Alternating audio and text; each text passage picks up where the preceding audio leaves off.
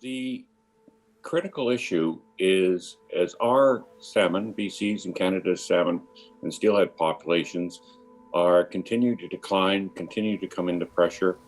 Um, there, it's come to the point that we've eliminated most of our fisheries, to the point that the Minister of Fisheries and Oceans said she's going to close 60% of the commercial fisheries.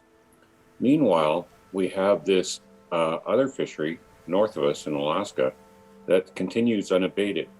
And what makes this particularly challenging is because they're actually targeting on their own pink salmon stocks, they don't respond, their fisheries don't respond to the abundance of bycatch.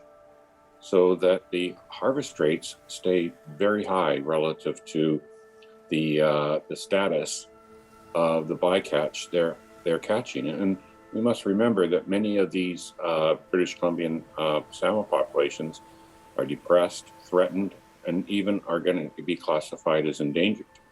That piece where Alaska is just maintaining its harvest rates as our populations crash is what's really raising the alarm that we cannot conserve and rebuild our salmon populations if we don't stop killing them. And the first place to start, especially for many north and central populations, is looking to Alaska to stop killing them. I mean, we've stopped. Canada has stopped most of their fisheries. It's they're continuing to harvest, and that's where we have to look at next. So that's one point. Another key point, I think, that can't be missed here is we're not asking Americans to stop fishing their fish. All we're asking them is to stop fishing where they're fishing some of their fish. Where they're fishing, where the most problematic fishery is an outside of the Panhandle. When you're out there, the next place, if you look out to sea, is Japan. They're right on the edge of the Pacific Ocean, right where our fish are migrating through. And they're harvesting all sorts of fish, going everywhere out there. And the key thing is there's no Alaskan pink or chum stocks out there. They're not fishing their own fish there.